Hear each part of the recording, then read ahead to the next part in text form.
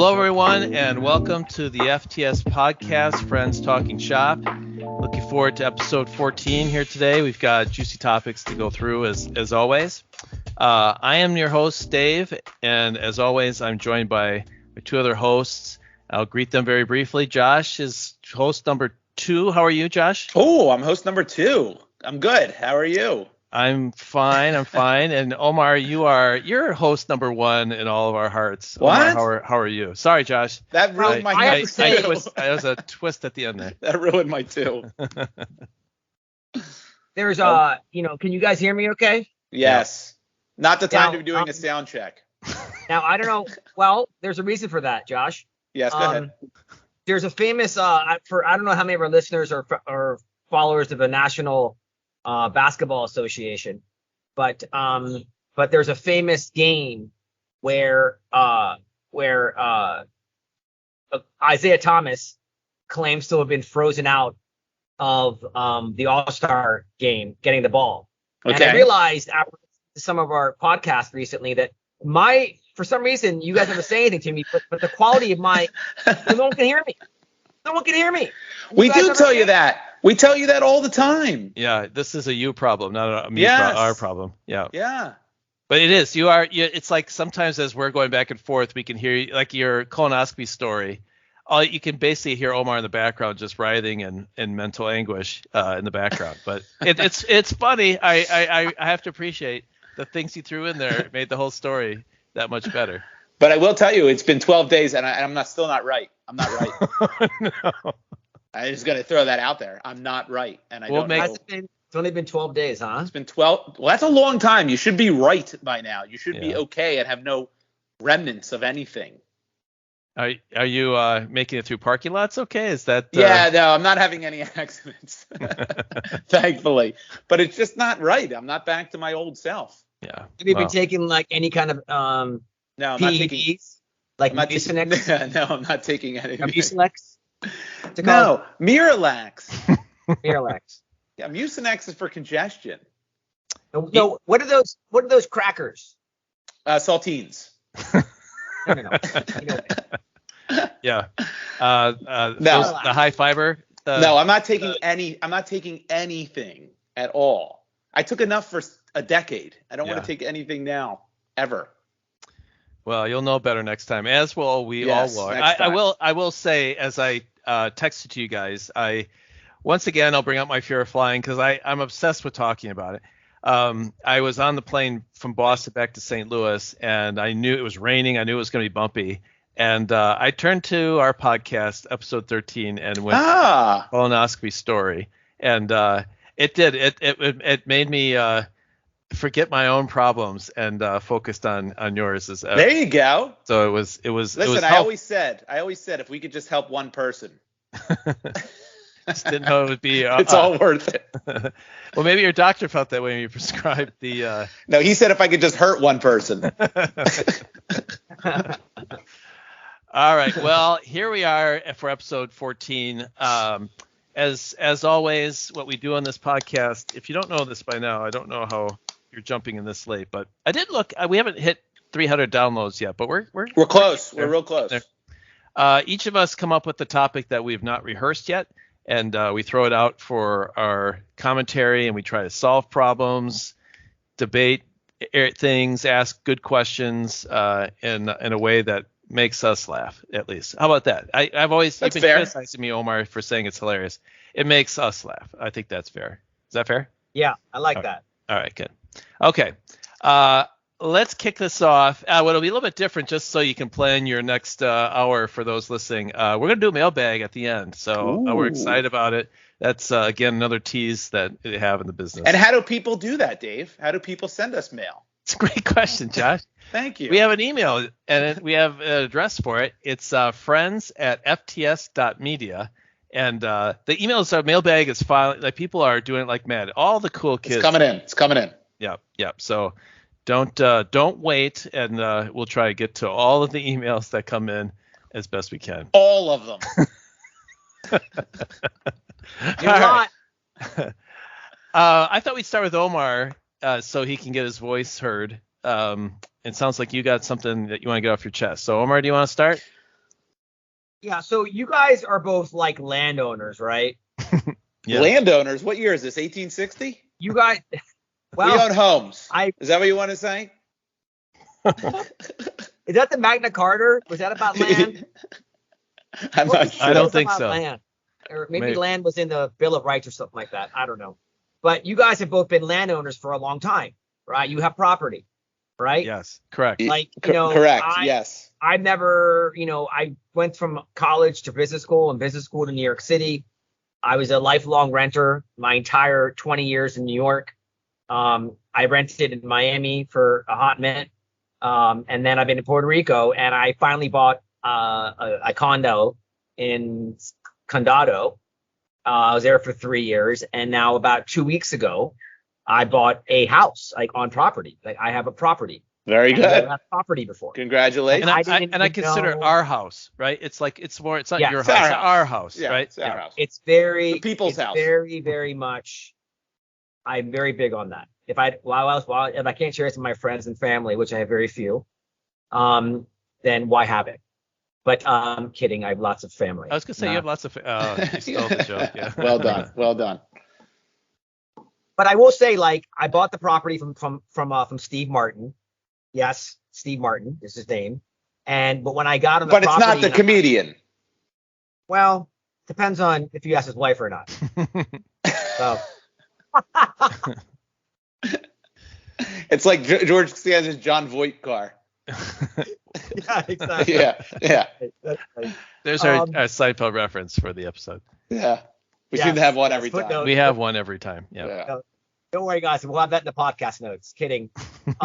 So when I came on the property after I signed the agreement and whatever, and I literally, it was a very emotional experience for me. Never had property, and and the first thing I did, of course, was I peed, on my backyard. So, like a cat. Having said that, I'm very much enjoying having property, more so than I ever thought I would, the actual having a backyard thing. And I'm lucky enough to have like a pool and like an outdoor shower thing. It's sort of a hole in the wall, but it works. And I discovered something. Now, again, I don't know about either one of you, but I grew up very modestly.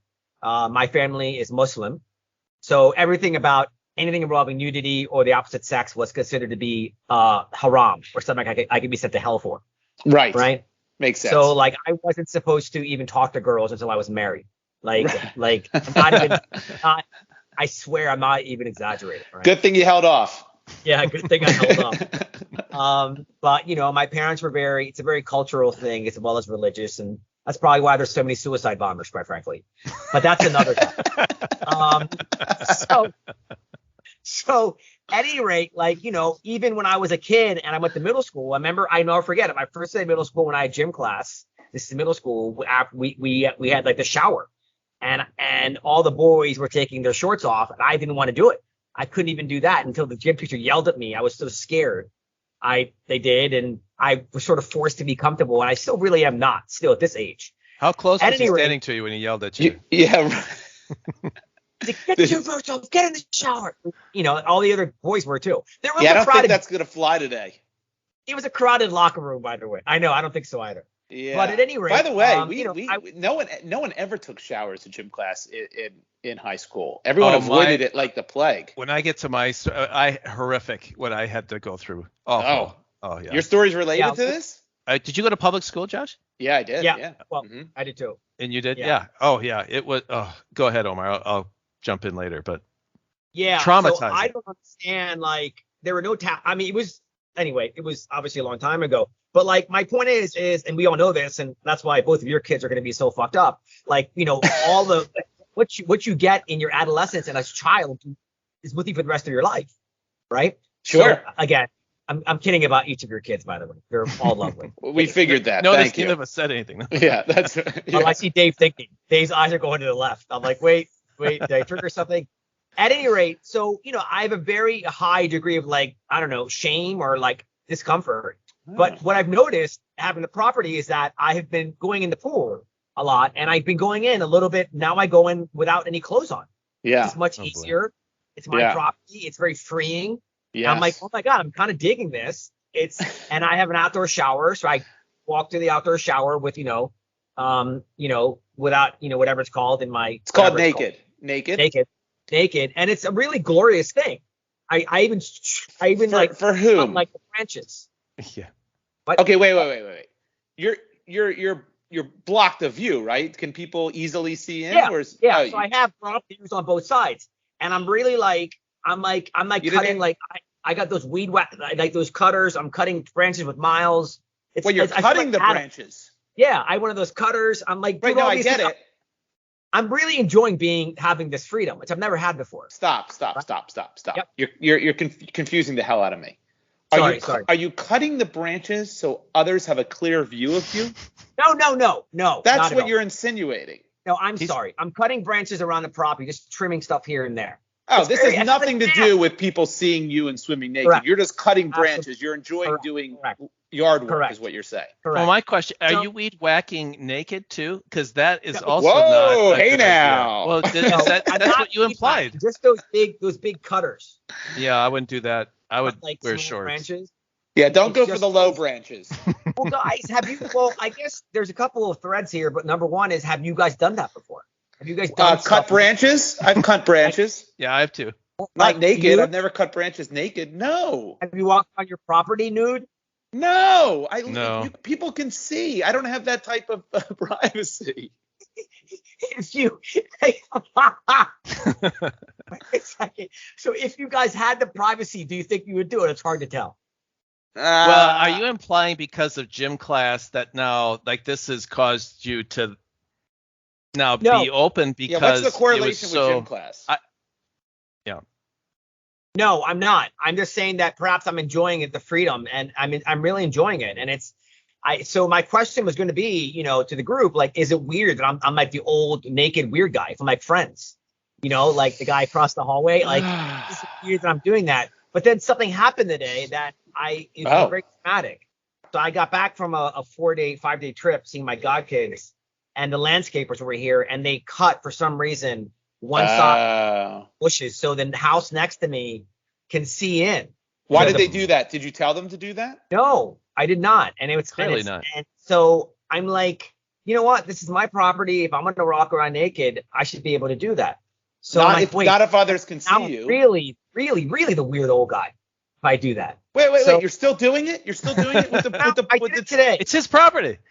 That doesn't mean anything. I have one of those outdoor umbrellas. I moved that. So it kind of blocks about a third of their view, but 2/3 is still open. And they're kind of far away, but they can see. And it's kind of a rental. It's like a big wedding facility. So there's more weddings there. That's even worse. But is it worse? Dude, yes. Listen. Aren't we like, oh, God. Life, liberty, and pursuit of happiness, right? To a degree, everyone knows our freedom is not unlimited. Yeah, you can't yell fire in a theater, right? You can't. The equivalent of. Could you walk around on your roof naked? Anyone's roof. Could anyone do? Of course not. It's public. It doesn't matter that it's your property. You guys are both. I sense you guys are both on the same side. You said you think I should put on shorts all the time in my backyard. I'm like a never nude. You're a never nude. You know that reference from Arrested Development? Oh yes, that's right. He take a shower with jean shirts on. Yeah. Yes, that's so funny. That's hilarious. Well, I thought you were going to go the other way because my gym class experience, this was back to junior high, is you had to take swimming. And so you would, and it was like horrible for girls because like the extra large suit was a different color than like the normal, the tiny. So it was like all the big girls had the. Oh, they gave you a suit? They gave you a suit? Yeah. So you couldn't wear your own suit? No, you were given. And so the guys all had kind of the same barely elastic that held together suit. So what you had to do is you had to go get your suit changed by your locker, and then you go swim. And then when you came out, you walked through the showers, had to take them off, give your suit to the gym, give you a towel the size of a napkin, and then you had to walk back to your locker and then change with just the towel. Why can't you bring the suit home with you? Because it was the school suit. It was the. And then I think in high school, what they made you do is get your suit at the front and walk through a line of showers, and then got a towel at the end of that. And so it was. And look, in junior high, there's some boys there that I was like, that boy is in ninth grade. He's got a beard. And I'm Swedish. Like, that's not fair. Dave, let me ask you a question. Did you play sports in high school? I did. Okay. When you were done your game, did you have to hand your uniform to the coach on the way to the shower and get it back for the next game? No, you had to bring it back at the end of the year. Right. Oh, I'm not Why saying would they do that with bathing suits? I can't defend my school policy, but that's what they did. You had school-issued swimming trunks, and you had to give it back when you're done using them as soon as you – yeah, it was awful. Is your swim teacher in prison today? Yes, I'm sure they are. They're all pervs. They're pedophiles. Yes, I'm sure. That's ridiculous policy. Yeah, that's all true. And so don't laugh at me when I'm not walking naked around my backyard.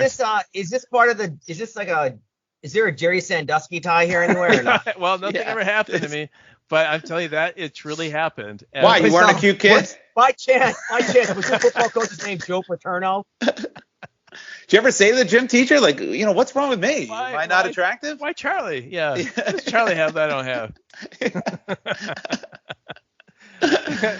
No, none of that happened. But just the thought of it is so gross, right? And like the poor kids awful. Who like were tall or like were really I mean, it was that is a very weird time in a boy's life, and I know because I was a very late bloomer, very late, and so that's the last thing I would have wanted was to have that type of experience where other guys are more guys than other guys.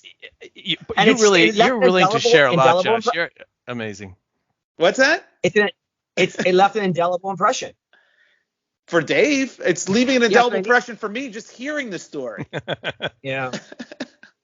We didn't have anything like that. We had gym class. You had a gym uniform, but you got to keep it, and you returned it at the end of the year, and nobody showered. And it was one of those situations where it didn't matter if it was first period. If you got all sweaty and gross, you just put your clothes on over your gym stuff, and then you went on with your day. And everybody did it the same way. Josh, were you a good athlete in gym class? In gym class, I was great. Yeah, you were good. Like, what was your sport? Like dodgeball? What was your sport? I wonder, David. Steal the bacon. Yeah, steal the bacon. I played tennis in high school. I was big in tennis, but I played. High school? Did you tennis? No one played tennis in my. What do you mean no one played tennis? Gym class tennis? No, not gym class. I thought. Oh, you're talking just gym class activity? You took a class called tennis in high school? No, I was on the tennis team. Oh, you're talking about. Okay, so when you say what were you athletic, you're talking about in gym class. That's I love dodgeball. Dodgeball was awesome. Yeah. I'm upset they took it away. It's ridiculous they take stuff like that away. It's a crime. So Omar, you are So what are you asking now? us, You're gonna continue? Well, I mean, I what I'm asking is that. Well, my initial question was going to be, is it weird? Am I the weird old guy doing that? Okay. And now that there's less privacy now, I guess the answer is even more amplified, or the question. Well, you are the weird guy if you know that others have the ability to watch you. Well, clearly when I'm walking, I'm going to look. And if there's people there, I'm going to be like much more quick. I'm not going to be like, sauntering around. But you know what you can do with your pool? You can go in with a suit and then take your suit off when you're in the pool, put it to the side, and then you don't have to worry about anything. Isn't the fun just jumping in the pool naked? That's why I don't know if that is. It's not called skinny dipping. It's not called skinny underwater, right? Yeah, that's true. That's not underwater. Yeah, but dipping is not diving. It's not skinny diving. Skinny jumping. The dipping is in the water part. That's the dipping where you go in the water naked. Listen. I'm no prude. All right, I'm no prude, but I'm not going to be walking around outside naked, knowing that there are others. Would you? All right, let me flip it on you. Would you go to a nude beach? That's where there are plenty of other people around. But there's no privacy there. Right, of course not. But it's freeing, right? That's why people do it. But if there was, let's assume there was privacy in my backyard, then is it that it is? Yes, it is, then I think it's perfectly okay. Then I think it's okay. Live and let live. Yeah, I agree. I have no problems with that if there's privacy. Now, how about peeing outside? That's a pleasure. I have zero problems with that either. It's your property. The rain comes. It's not like that's pride. Don't take shits in your backyard. Don't do that. Oops, no. Yeah, no poops. But pee, go pee all day on your tree. That's fine. Because that's one of the things. Like as I get older, and I'm 50 now, I think about, are these my old man moments? Like, when you get up a little slower from the chair, you do things, and like, ear hair, nose hair, we're living it's all like that stuff. Having like gastritis. I haven't had that yet, thank God. Like, what I mean? I do agree. One of the things I hate, we have a pool, and when I come out, one of the things I don't like is taking the suit off. Like, you have to peel it off, and it's just like the whole, like, So you're right. Right from a pool to the towel and be dry. I encourage both of you. I encourage all of our listeners, of our thousands of listeners, try it. Just go in the pool. Omar, I've taken what's called a bath before, and it's very similar to that experience, except smaller. Well, swimming in the pool naked is a very different experience. I'm sure it is. Yes. I have a relatively private pool in my backyard. I would be a situation where I could probably, and I just haven't. I guess I'm failing to see the upside of it. I don't want to, like, we got mosquitoes, and like there's a little bit of risk involved that, but I don't like taking my suit off. Like, it gets cold and you walk in and it hits the air conditioning, and then, skipping that step. Once again, Omar, your lifestyle, at first to me sounds horrifying, and then slowly comes around to, like, maybe it's not a bad idea. I don't think I'm not criticizing you at all whatsoever. I say go for it. Do what makes you feel good. But I'm just saying, if you're in view of others, you can't do that. Would you guys do a nude beach? Like, would you do a nude beach? No, I would not do a nude beach. No, I would not feel comfortable. Do you know anybody do need nude beaches? Yeah, of course. I mean, I have a buddy who. You have friends who do nude beaches. No, but he's no fear of being naked. I mean, it's not a fear of being. I don't think that wouldn't be fun, right? Like, I don't know what the attraction. Not fear, you know what I mean? It's like he doesn't no qualms about being naked. You have a friend when you're at a party and everyone's drinking, and when you're young and one idiot takes their clothes off and runs around. No, really? No, you don't have that, Omar? No. You don't have that? Of course. I did. His name was Cecil O'Malley. Oh my God. I remember the scene. He was naked on the Fielder? steps of our house in college, and a teacher walked by. He's like, "Oh, that's different." Cecil Marson, you're not wearing any clothes. Don't out him. No clothes till 10 a.m., sir. I remember him like yesterday. I think he's senator somewhere now. This guy Cecil. Probably, yeah. He's gonna. Listen, I have a buddy that has no qualms, but I play I was playing in a hockey league. I still do. And this friend of mine who plays on the team, he plays naked. Oh my gosh. No, he doesn't play naked. He doesn't play naked. But I just Googled the guy.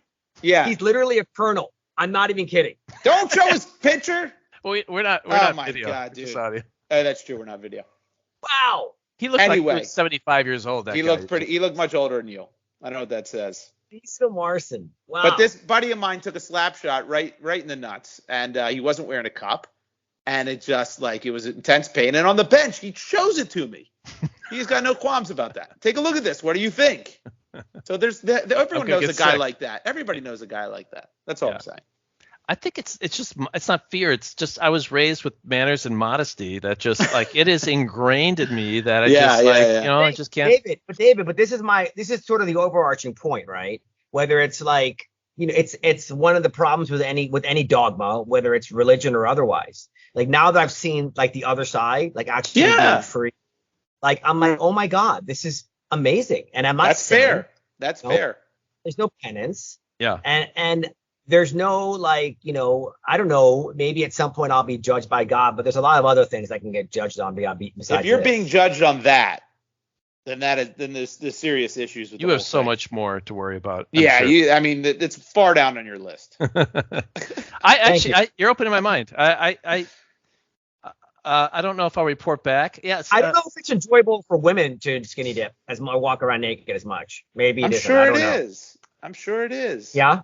Well, listen, when you're home alone, right? You're much freer. I'm much freer when I'm home alone. I don't know. Maybe I know not going downstairs. I'm not making toast and jam, but Well, if you're women who walk around naked, sure. You do. No, I don't know, but I'm sure there are. I'm sure there are plenty. When you're home alone, do you close the door of your bathroom when you take a shower? Just by habit? Yeah, but I never lock it or anything. But just like there's no reason. Yeah, by habit. Yes, by habit, I'll lock. Yeah. Lock. Yeah, I don't know why. That's a good question. I shut the door to the bathroom when I take a shower. That's hurdle number one. That's the first. First. But I do have kids, and I don't want my kids coming. I don't know when they're going to be home, and so that's the other reason why you're less. Was there a point when you were comfortable being naked around your kids when they were babies? You were. No. It's weird. Not even when they were like infants, 1 year old, 3 years old. I mean, not. If you were I would get dressed in front if I had to like watch the baby and the baby was there and I had to get dressed. That's not a problem. But you don't. Who did it until his daughter was like. No, this is already wrong. I don't even need to hear it. What's his name? And show us his picture. Not gonna say that. You gonna out that person? No. Was it Dave's gym teacher? It was Ryan Sandusky. 8 is ridiculous. That's stupid. Yeah, that's wrong. Like Hitler was breastfed until he was 5 or something. Right, something like that. Yeah, that's wrong. Well, great topic. Although you brought up some pretty tough memories for me. That was what I had to go through when I was 12. Good thing I was tall. So, Josh, you want to go next? Sure. So look, I'm going to continue on the path of. It's funny you brought that up, Omar. Real estate and owning a home, because that's kind of my topic today. So I'm watching a really good new show called The Staircase on HBO. I don't know if either of you guys will watch. You watching that, Dave? I am watching it. Yeah, I'm not. It's good, right? Yeah, it's very. Oh, it's great. It's a real case, right? It's a real story. So Netflix ran a documentary on it, which I started to watch originally years ago and then stopped because my wife's like, I don't want to watch anymore. But now that was the end of it. Yeah, and that was the end of it. And so now, of course, we're watching this because she wanted to watch this, and it's really good. She'll get to it. But basically, the quick version here is that this dude he's married, and the whole premise is that. Wait a second. Are you going to ruin the show for me? No. Right now? No. Not going to ruin the show. The whole premise is that it's whether or not he murdered his wife. And basically what he says is he's out by the pool. It's late at night. The wife's been drinking. She goes inside and she slips. The show being ruined word by word right now, David. Am I crazy? Well, no. This is the setup. It's the very beginning. It's called The Staircase, and it's called The Staircase. You can kind of. The whole series is based upon the very initial scene, the very first scene, and I'm just telling you, so you know. And the wife slips and falls on the stairs, and he finds her bloody mess, calls 911, she's dead, right?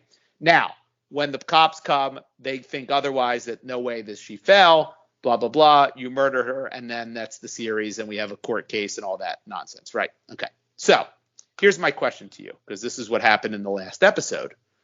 Omar, what are you doing? I'm listening to you. I know. Give me some eyes here. I don't know how you're not going to be spoiling this, but David, I don't know why you allow this. It's not a spoiler. You are the Donald Trump of our troop. You're consistently crossing the lines with this stuff. Well, the analogy is not even. We'll announce it here. We're going to spoil The Staircase, which is a case that's been around for 20. What? How long? Now it's sort of. No, it's not a spoiler. Everyone is listening. This is the world with having Josh as a friend that we live in. There's no spoiler here. There's no spoiler. If I told you I'm going to watch a murder mystery, you'd be like, that's a spoiler. Yeah, right. This is not a spoiler. So anyway, there's a part in the episode last night, right? So he's in prison, okay? And he's going for his appeal. And he has to what's so funny? Yeah. Episode 2? What? Is episode 2? Are you giving us the narrative now for episode 2? No, this is episode like 4 or 5. So he gets convicted. So I ruined that part. But that's anyway, not the end. That's not the end. I don't even know what happens at the end. I have no clue. I still haven't finished the series. Does he get stabbed in prison? I thought no. Stop. So anyway, he's got to liquidate assets in order to pay for his attorney for the appeal, right? Do you remember the scene, Dave? Have you seen this? I think so. I think that's right about where I am. So anyway, his kids come to the prison to visit him, and they're like, Dad, we're getting the money, we're liquidating all your stuff. The last big piece is the house. And he's like, oh, good. That should be enormous. The house is worth X. I think he said $1 million. You should get $1 million. The son's like, No, Dad, we're not going to get $1 million for it. He says, what are you talking about? I redid it. It's blah, blah, blah. It's easily worth that, if not more. And his son's like, yeah, Dad, but people don't want it because of what happened in the house, right? Mm-hmm. And so he's like, we're listing it for $750, and the dad's like, all right. So I then turn to my wife and I'm like, hey, what a deal! This is a beautiful home. To get this for $750 when it's easily $1 million plus home, that's amazing. I jump all over that. She's like, are you crazy? I would never buy a house where something like that happened in it. So that's my question to you. I want to know if I'm off base. For some reason, I don't have any qualms about buying this dude's house and moving into it. I don't think look. Would I carpet the staircase? Yeah, I'd probably carpet it. Maybe you should have said that first. Like jumping on the fact that you would be very interested in buying a house where the wife fell and died to your wife. Like, but I'm not interested because someone died in there. Well, she might have thought that.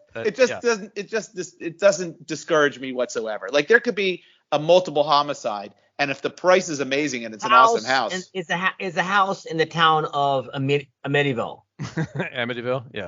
No, it is not. It's not. No. Yeah. Now, if someone said a house was haunted, if that's a separate question, wait, actually, I would answer it differently. That's what I would do. I would hire 3 different Ghostbuster people, whatever they're called. This is not about ghosts. Are you listening to my topic? Poltergeist. It's not ghosts. Yeah. Well, she died there. That's not the issue. Yeah, but the issue is not, is it haunted? The issue is, you don't believe in ghosts? Of course not. Of course I don't believe in ghosts. Do you? And spirits? No, I do. I know 1,000%. Well, I had it happen to me. I've seen them. I've had it happen to me. Omar, can I fill you in on something? Why would I make this up? It's not that you're making it up. It's that you think something you saw is not what it really was. That's all I'm saying. Not what I saw. It's what I felt. Like that's worse. That's worse. I literally woke up and I lived on 1A Mercer's, my last place in New York City. I woke up and you give a lot of information. And I woke up and I felt this presence overwhelming me. And even right now, actually, the hair on the back of my neck is straight up. And I felt this very dark thing, and I was trying to scream because there was this dark figure in front of my bed, and I was awake. I couldn't move. I couldn't move for like a solid 5 to 10 seconds, and then eventually it was gone, and this figure was gone. And so my place was an old factory, where I live. Come on, it's silly. So the next day I asked a couple of my friends, and I walked around my house, and I with what's that stuff you burn, that wood thing you burn? What's it called? Incense. They burn not incense. It's something similar, but it's like a piece of it's almost like a branch, and it's like a piece of. Oh, I know what you're talking about. You're talking about that voodoo crap where you poo-poo all the evil spirits. What is that called? I know what you're talking about. That's what you're talking about, right? Where you light it. Yeah. So I basically walked around my place, and I said, works. And I said, Spirit, I'm sorry that I'm in your home. I promise that I'm a good person, and I'm not, I know I'm intruding where you are, but and I never happened again. Yeah, and I can tell you why. Because you stopped taking those meds, whatever that was the night before. Yeah. Listen, come on, stop. Let's be real. Look, you know how many people have died? You know how many people have died in this world before us? I mean, a ridiculous number of people have died. Why wouldn't there be ghosts all over the place? Maybe there are. No, they're not. Yeah. It's not a thing. Some type of trauma. Haven't you seen that movie Ghost? I have not seen Ghost, but I have seen episodes of Ghost Hunters, and they don't ever find shit. Yeah, they never. That's right. Of all the footage, I've never seen anything but a very fuzzy picture. You'd think there'd be one. Look, I'm not saying I believe in tarot card readers or fortune tellers or mediums even. I'm not even saying that, but I'm saying I believe in spirits and ghosts. I do. Oh, okay. I get it. I'm just telling you there's an explanation for it of what you felt or saw that is not a ghost. That's all I'm saying. So, okay, well, let me ask you this on a slightly related topic. if you or David, said something like this to me, I would actually really believe it much more, readily than a stranger because of our relationship that we have with each other, right? Yeah. Yeah. We're not like Yahoo. It's coming from us, though. That's the big difference. Well, that's my point. I'm telling you. Yes. I'm telling you. You guys know I'm not a big drinker. I'm not a big drug person. Yeah, I get it. It's not what I'm saying. You can do you ever have a dream that feels so real, and you wake up and you're like, oh my God, was that? You have to think for a second. Was that real? Did that happen? Yes. I've had that too. And you ever have like what's that called? Where you Isn't it called night terrors? You never had night terrors? No, night terrors are different. Night terrors. Is that what I think I had? Like, I mean, that's part. No, you didn't have night terrors. You had. That's a nightmare. Guys, as I'm telling you this story, as I told you the story, literally, I was visibly. I get it. You had some semi-conscious mental thing, the dream or whatever that made you. It's just your mind playing tricks on you. Or by telling the story on the podcast, you might have invited him back. So that. It's very possible. But he lit stuff that he bought at Bed Bath & Beyond. David, for the record, I'm not sure how the spirit identified his gender, so let's not get into that. That's true. It could be gender fluid. Fair enough. Well, listen, if you are in a pool swimming naked and you sense a presence, that is a problem. Like that you do need to cover up. You're too close to the drain. Yeah. So answer my question. If I was single, I would do it. Answer my question. Would you buy a house that had a homicide in it? It depends on where a homicide took place. It would depend on the kind of homicide. If it really? was a 7-person decapitation, blood everywhere, and had to paint the whole house, I guess there's a price for everything at some point, but I don't like $1 million to $750 with like a gruesome murder. Like what I saw on the staircase where it's contained a spot. That might be. It really does depend on what exactly. Okay. All right. Let me draw a picture for you then, because I want to know. Beautiful home, $20 million. It's got a beautiful. It's got its own tennis court. It's got a bowling alley. It's got a theater. It's awesome. Just an absolutely gorgeous home in a great location that works for you, right? Okay. Got it. Mass murders there. Some guy went and dismembered 35 7-year-olds. Jeffrey Dahmer's house. Fine. Jeffrey Dahmer. I don't care what picture you want to draw that's worse for you. Now, all of a sudden, this house is listed at $600,000. Are you buying it? Wait, from 20 to 600? That's right. Yeah. Well, okay. So, yes, I would buy it and flip it. But you can't flip it because there's 35 decapitations there. Yes, you buy it. Yeah, I said crazy? Price matters. There's a price for everything. I think the real answer for both of you idiots is it depends on what your partner says too. Yes, of course. But would you forget all that? I'm taking all that. Josh can't even finish a documentary without his wife saying so. That's true. He certainly That's exactly right. A house. That's someone right. Was killed. Yeah. Would you live there? Would you have a problem? I'm asking the question. Would you have a problem living there? Because my wife would have a serious problem living there, and I'm asking that question because I want to see if I'm in the outlier or I'm part of the norm. I have no problems living there. So it would make. You're saying it would make zero influence. It would all be based on price. It would not even 1% difference in your mind. If I'm getting listen for a house for a similar house, similar price. One has a murder, one doesn't. I'll take the no murder. Don't get me wrong. But if you're talking about something where you're getting an unbelievable deal and there just happens to be a few murders there, okay. Well, I mean, do you think for your kids? I mean, let's say your kids were in middle school or high school. Yeah. So. Like, I wonder if they'd be the cool kids because they live in like the. I'm not going to tell them there was a homicide there. Well, everyone will know. To find out from their. Eventually they'll learn. Yeah, they'll learn. You're living in Boo Radley's house. Yeah, then that'll make them stronger. Yeah. Listen, we'll light your wood crap that you got at Borders, wherever the hell you bought on Amazon, whatever the hell that magic nonsense is, and then we're all clean, right? You just light your wood. Is that how it works? I think the question would be, so if it's like, what % discount would I want for a gruesome murder, or maybe it's better in dollars, because I don't think I could say 20% if the house was $250,000, but if it was $20 million. Palo Santo. Okay, but what I'm hearing is, forget about money. What I'm hearing is you would eventually, at some level, get comfortable living in a house with murders. That's all I'm saying. Eventually, yeah. My economic sense would kick in eventually. I don't think. So like my wife, there's no price. I'm not living there. No way. That's what I'm trying to get out of you guys. Well, what did Omar say? I didn't hear it. I didn't hear him either. Would you do it, Omar? Well, I said I would hire several, mediums, if you will. Oh my God. I would do that. Do you believe in mediums? Well, I just said I didn't earlier. Right. But I want to at least go through the exercise. So you want to trick yourself mentally. You want to trick yourself mentally, just like you did with the wood crap. You've tricked yourself mentally to never have that image again. That I'll be aware of, and eventually I'll accept it as reality, which is basically, my life. But the night terror spirit did happen.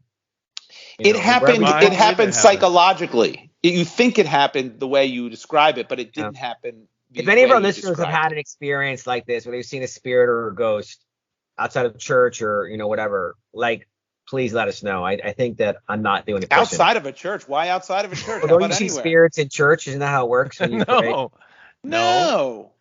You don't see them anywhere. You go to church. It's Indian burial ground. Except the Discovery Channel. That's the only place you see them. And even then you don't see them because they don't find them. Like finding Bigfoot. Why are people still watching that show? They're never going to find Bigfoot. Wait, Loch Ness Monster either? No, there's no Loch Ness Monster. There's something in that lake that's some big animal, but it's not a Loch Ness Monster. It's something it just lives on the bottom and popped itself up every once in a while. Who knows? There's an explanation for it. What about UFOs? Because that seems to be getting some traction. It is. Like they testify in front of Congress or something recently about UFOs? There was something like that, yeah. So I that'd be the first thing I do if I was president. I would check and see. Okay, give me the lowdown on UFOs. What's the story? Now I'm gonna say something completely that's gonna make me look kind of silly, but I'm gonna say it anyway. You told us your colonoscopy story. You just proved yourself again. No. I wouldn't be this calm. Speaking of stairs. That's where the homicide happened. Now look, the UFO thing. Underwear was killed. Josh, this is his house, by the way. Is that my house? Can I not sell my house anymore? Because I murdered 2 pairs of jockeys on the stairs. Correct. Oh my God. Anyway, the UFO thing is I don't believe in UFOs. I don't think people have seen them the way everyone describes them. But at least there's some plausibility to maybe there's life outside of Earth. I think that's at least a possibility. There's no ghosts. A functioning race that's exploring, us and Who everything. Knows? I think that's kind of in the realm of ghosts for me. I think Wait it's a more second. probable. It is because if you look, we are one solar system of billions of solar systems, not planets, solar systems. Yeah. There are solar systems as you can't even see them, and they know of only like a fraction of the amount of solar systems are out there. You can't tell me there's not a solar system somewhere that's like the Milky Way, that has some viable life planet that came about the same way Earth did. Why not? It can. Well, their technology would have to be so advanced. They have to live to be so old to make it here. That I don't know. It seems so. It's in the realm. It's in the neighborhood of being so improbable. Didn't Earth happen? Yeah. But Why can't there be another Earth somewhere? I don't believe the universe is so expansive. It's so expansive. There's so many solar systems. Yeah. I'm not one that the possible. Random. I'm a believer of the creative design, so that takes away the.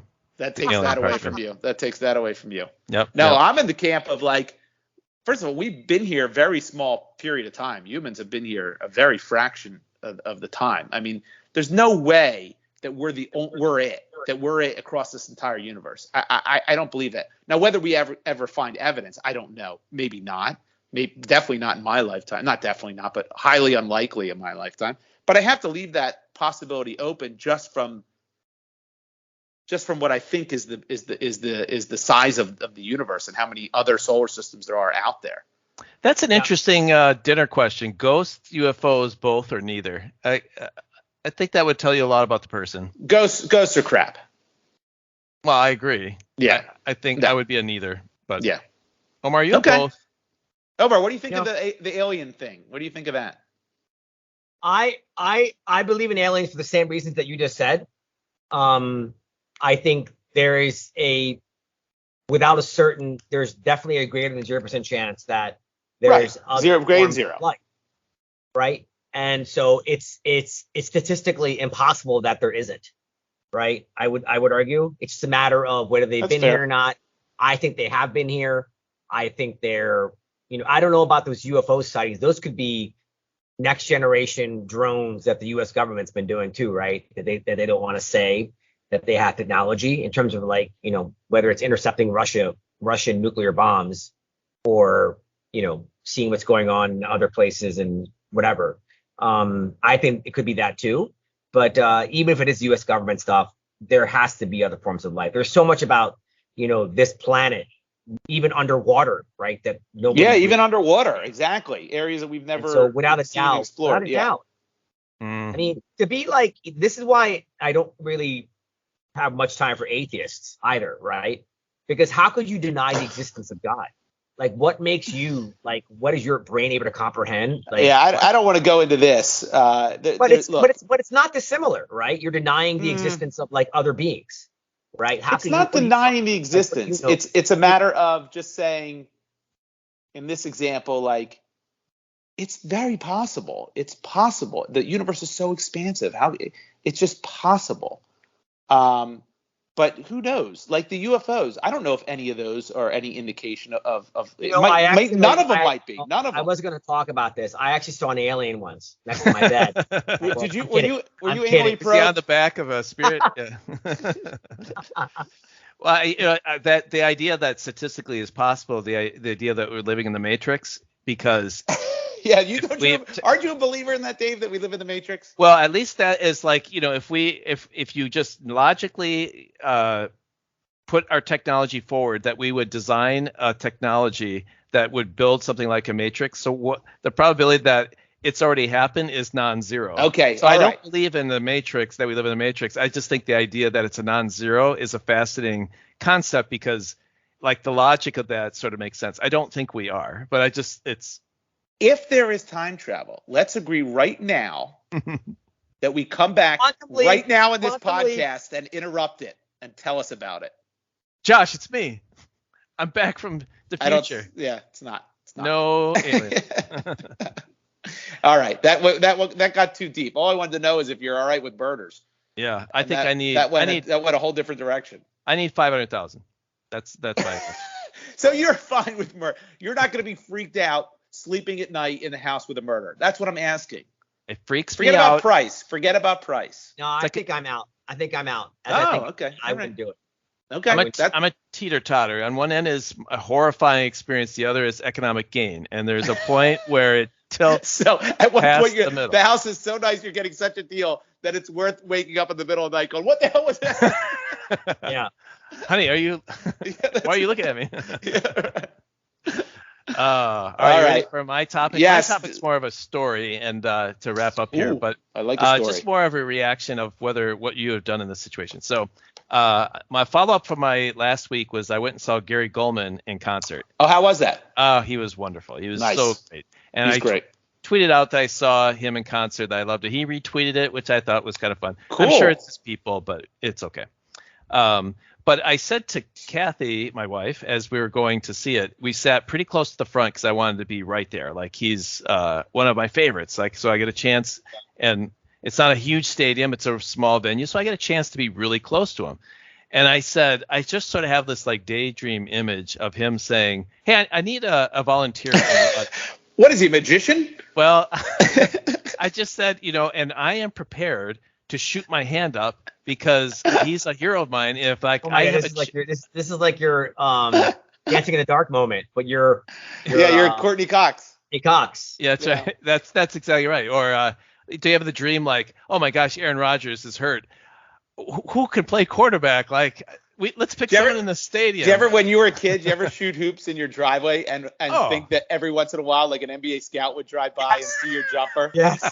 And just stop on the street like, kid, come with me. Yeah, right. Yeah, right. Always. I think every kid had that feeling. Oh my God, I thought that was just me. That's Nope, hilarious. Nope, So absolutely not. I haven't stopped doing that. I daydream that he's going to be like, my bits here are not working. Is anyone in the audience willing to come up and help me be funny here?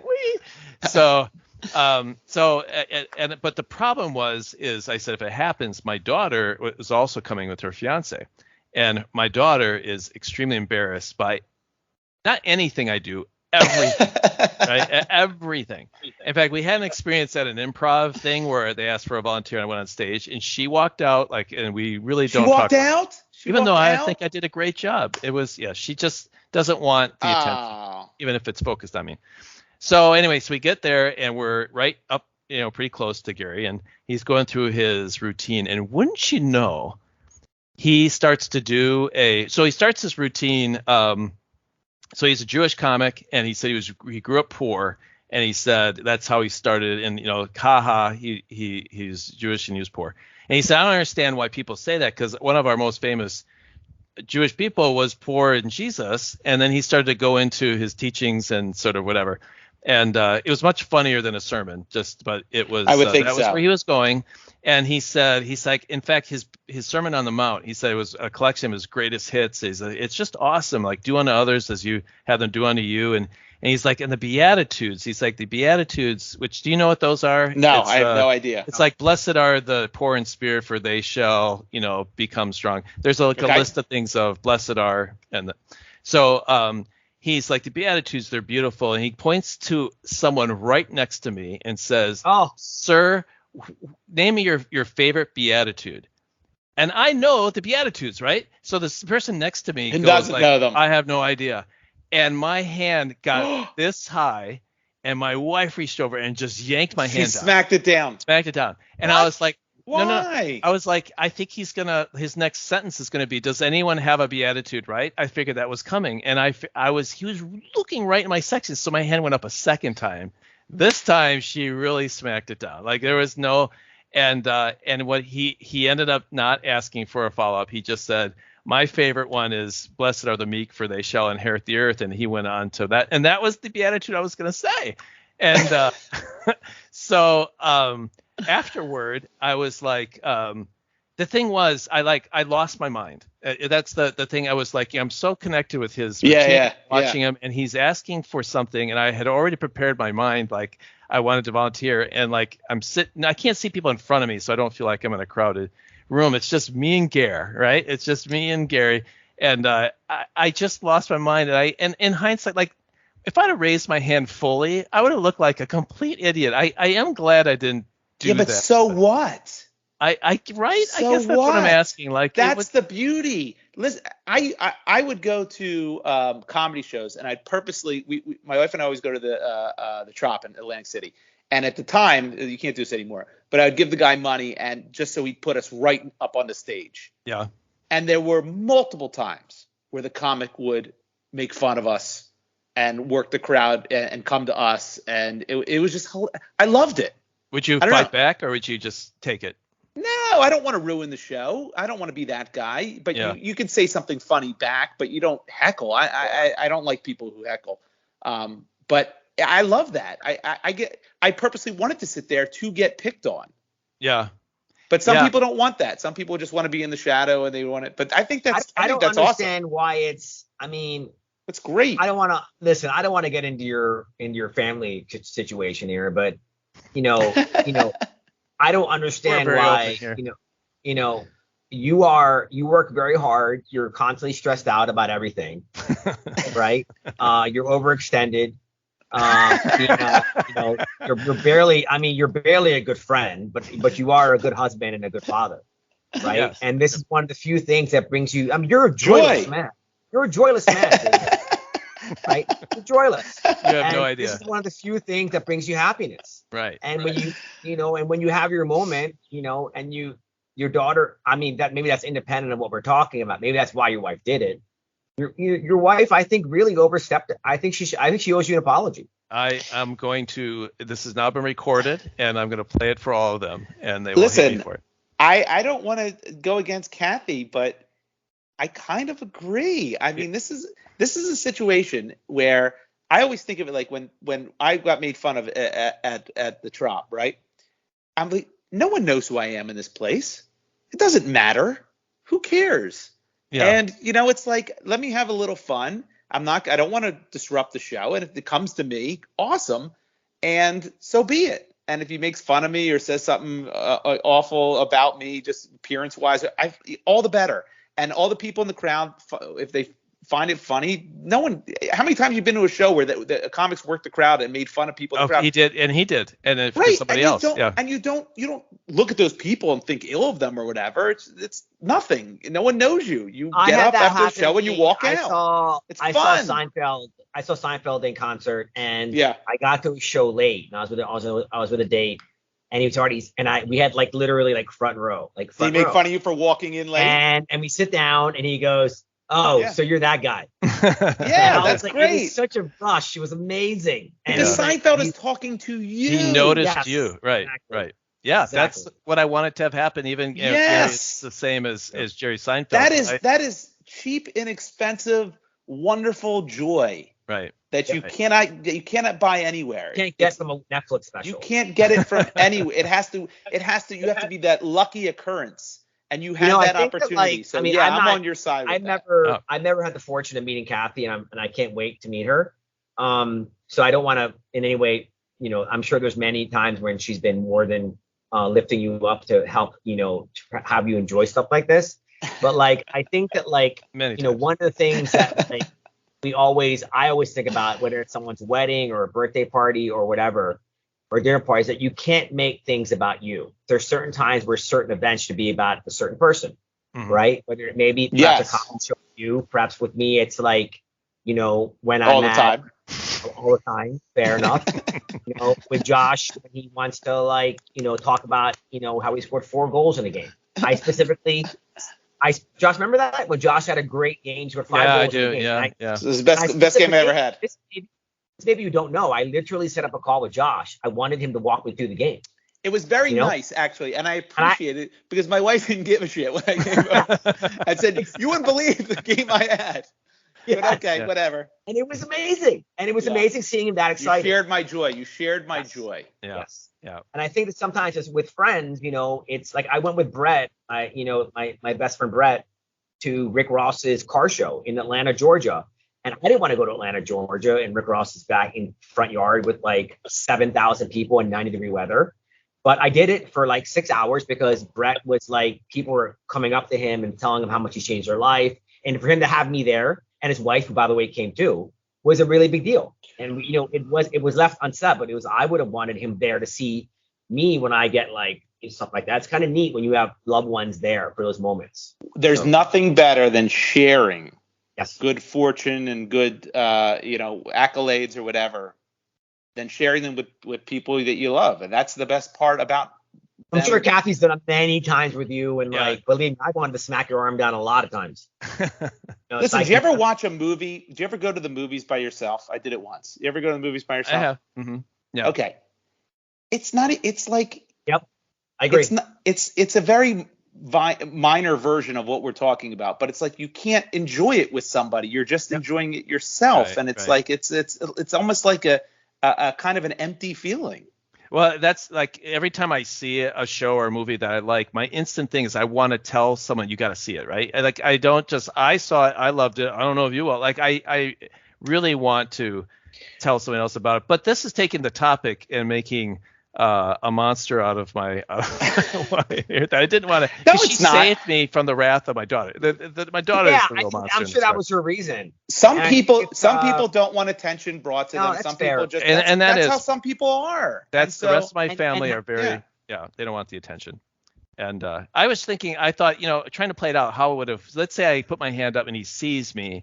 I think what would have happened is he's like. Probably would have said, seriously, you want to tell your favorite beatitude? Like, yeah, I do. Like, I go ahead. He would have ripped you a new one. That would have been great. And, that would have been awesome. Like laughed at me. I'd have really embarrassed myself. And I would have, like, buddy, this ain't sixth grade. Yeah, right, it's not how these things work. It's a comedy show. Right, but and I would have been fine with that. I interacted with him, right? That was of course. Yeah, and I'm sure your daughter has her reasons too. I mean, certainly we don't want to be getting into family matters. Oh yeah, I've asked for it. Yeah, there's no question I've asked for it. There's been a lot of times where it's all about me, and they're tired of it. But yeah, I thought it was the difference is there are embarrassing situations where there is secondary embarrassment with people. That's not one of them. Yeah. That's all. Yeah, right. Because that's not one of them. Like we're front row, raising your hand all the time, like that kind of that would be live event attender. Sure, then it'd be kind of annoying, but it doesn't sound like you are. Or if you did it the whole damn show, you raised your hand at like right. seven moments during the show. That's ridiculous. I would slap your hand down too. Planets lined up perfectly. Yes, that's right. And that's right. And then I just watched them spin out of control. Yeah. By the way. Hold on. The planets lined up perfectly. Your daughter would have been, for some reason, in the bathroom or getting popcorn. That's true. Maybe that had happened, but it was still a missed opportunity. I still have a mark on my arm. It was a missed opportunity. That's exactly right. It's a shame. All right. Well, thank you. And by the way, that would be the only time in your entire life you'll be that close to offering up your best beatitude. Yeah, I know. I'm gonna be. It'll never happen again. Maybe someday if someone asks, has anyone ever asked you your favorite beatitude? I've got a great story for that. Who's gonna ask that? All right, ready for mailbag? Mailbag, yeah. I love it. Yeah, I'll insert music here. Pause for the music. Mm-hmm. Okay, mailbag. And there it is. We have a listener from Cambridge, Wisconsin, who is asking. They struggle with saying idioms. You know what idioms are? Sure, of course. Do you have a favorite idiom that you'll like? God, a bird in hand is better than two in the bush, kind of thing. I'd have to think about it, but I don't really have a favorite idiom that pops off the page. Well, this emailer says that they struggle like mixing their idioms or getting them incorrect, and wondered if we ever struggle with that. I think it'd be all the time. Yeah. Do you have all the time? Do you have an example? Maybe a ghost in every pot. Well, the kettle black thing. The kettle black. Kettle. Don't call me kettle. Yeah. Don't call. Kettle black. Shame on me. Yeah, it's like kettle black. Yeah, shame those who live in glass houses shouldn't throw anything. Yeah. Don't throw. Yeah, shouldn't throw stones. But say what's the mix-up? There's no mix-up there. Yeah, you got that one right. That's the mix-up. I'll say it's no skin off my back. That's right. Is it skin off your nose? It's both. Is it both? Okay, so you know the one that people do wrong all the time, but it's not really an idiom. Actually, never mind. I'm wrong. You know, chomping at the bit. I'm chomping at the bit. That's not an idiom. Yeah. It's really It's really champing at the bit. Is it? Yes, that's the actual expression, which I thought was crazy because I always said chomping at the bit. But anyway, you're thinking of what's one that's weird, by the way, that you taught me, Dave, that I've never heard before until I met you. What is it? You know when? Because I said it. I said it once. I said, "Hey, it's six of one, half dozen of the other." Yeah. And you said you'd never heard that before. You said, "Oh, it's like a horse apiece." Yeah. Remember that piece, phrase? Right. Yeah. You ever hear that, Omar? A horse apiece? No. I've never heard that either. Apparently, I have a ton of them. Like Wisconsin, we just like bring them out like left and right because people make fun of like all. I just say it in my everyday speech, although I probably won't come up with a single one. But yeah, horse apiece. That's never heard that one. No. Yeah, that's you gotta live out in the country, boy. I don't think I honestly I actually pull horse of a different color. Yeah, can't change its stripes.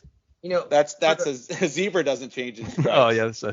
I think for the question, I think it's a no lose thing because even if you use them inappropriately, I would suspect that over half the time the person who you're saying it to won't get the gist of it or will act like they understand. It's kind of like unless it's ridiculous. When you're at like a loud party and someone says something, you have no idea what they're saying, but you're kind of laughing anyway. You're like, oh, that's great, right? Yeah. Because you don't want to sound like like honestly, half of the work calls I'm on, I have no idea what the people are even talking about. And I just like kind of nod my head, and they ask me a question. I kind of just talk, and I don't know what I'm even saying. And they're like, oh, that's interesting. And then we go, I'm like, okay, next topic. So it's kind of the same thing.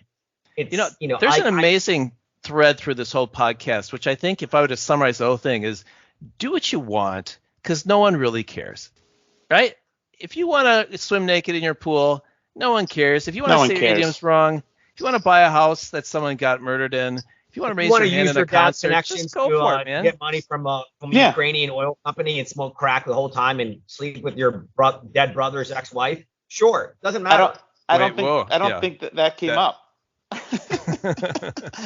Oh, is that an idiom? That might have been an idiom. The old saying. Idiot. Oh my God. Just let it rip. Yeah, you'll get corrected and you'll know next time. It's you could say it this way, you could say it another way. It's all a horse apiece. I agree. A horse apiece. That's still I don't even understand that one. Did you look it up? I might have at the time, but this was years ago when you said it to me, and I'm like, I was like, what the hell are you talking about? A horse apiece. I actually am surprised. I would not, if you would have said that to me and say what's another idiom, I couldn't have come up with that in 1,000 years. But I said that to you one time. I do remember having that conversation. I remember it, and then I went, oh, it's like 6 of one, half dozen the other, and I don't think you've ever heard that one. I've heard a baker's dozen. But that's not an idiom. No, I guess that's an actual thing. You guys heard? I had a client who's from Dallas, and he had these great idioms that were like Texas specific. Those are those are a whole different breed. Like madder than a hen. Yeah. Madder than a hen. Okay. There's got to be better ones than that. But there's better ones than that. There's normally like you're as upset as like a toad in a burning in a hot summer cement pond or something like something. You're cold on the other side of the pillow. That was Stuart Scott. Remember him from Sports Center? He had the lazy eye. His thing? Yeah. Yes, I do. He's dead. He's dead. Died. Yeah. I bought his house. Dead under a doornail. He was murdered. He's all gurgle and no guts. I'm just Googling something. There you go. Something like that. There you go. That's close enough for government work. But are those it's better than a poke in the eye with a sharp stick. I say that all the time. I've heard that. I say that it's better than a sharp stick in the eye. I say that one quite a bit. I actually like that one. Yeah, so I need a hole in my head. So people say that one. Yeah. He knows more ways to take your money than a room full of lawyers. Yeah. All right. I mean, it's sort of an idiom. These are like new age idioms. We're talking about like Mark Twain idioms. You need like foghorn, leghorn kind of. That's what it is. Foghorn, leghorn. Start a fight in an empty house. What was that again? That's good. You can start a fight in an empty house. That is a good one. I don't know if that's is that an idiom or that's just an insult? That's just a clever insult. That's just a clever insult. Idioms are like have some sort of like clever a metaphor or a simile, right? It's got he stays in the shadow of his mama's apron. Okay, now you're just doing mama jokes. Are you on your mama jokes? You're all fantastic. You know what? Actually, I challenge each of you in one of your calls or meetings tomorrow to use an idiom, and I will too. I do all the time. I don't think that's a challenge.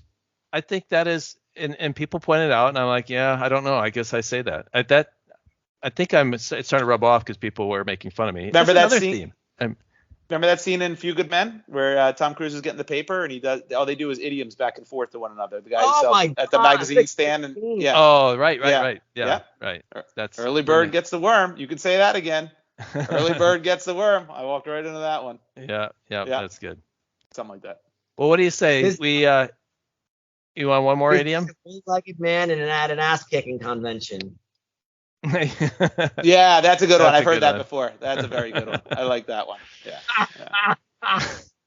Well, we just opened up your mind.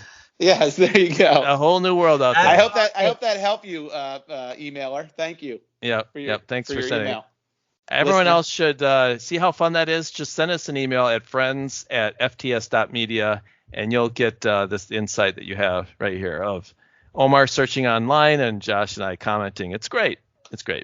What could be better? Well, I think that also, please, Josh and I, Dave put together a soundtrack for us because our friend LD didn't do it for us. But I love the opening that you have going in to the podcast, Dave. So thank you.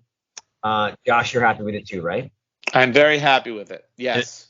I can't tell you the amount of seconds it took to put that together. It was free music, enter, download, record. Done. Sometimes you don't want to overthink it. I liked it. Yeah. Don't overthink it. Don't overthink it. Actually, I have an idea for our opening thing. Geez. Can I tell you what it is?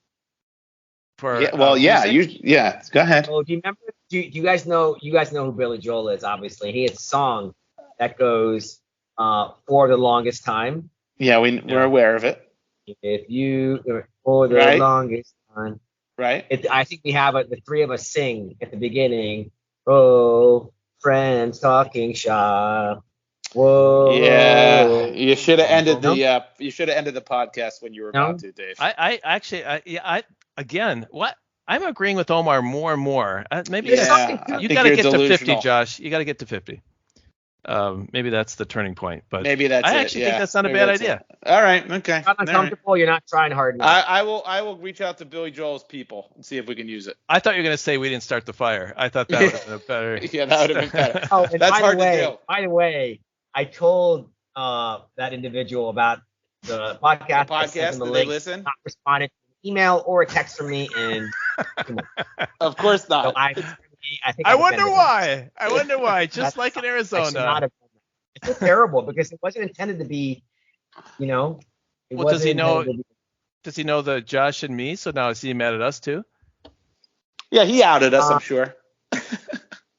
Well, the podcast. It's all what you guys said on the podcast. I think you guys were probably. Oh, that's true. I heard that. Yeah, you heard that. Well, that's what we do. We making friends, making enemies, laughing along the way. This is the cost of doing business. That's right. This is the cost of doing business. That's right. True. You can't say that again. Can't get to the top without stepping a few breaking some eggs. All right, guys, let's wrap it up. Thanks for joining us all. We can take a lemon and make lemonade. So, when he makes the show better. And on that note, see you later, everyone. See ya.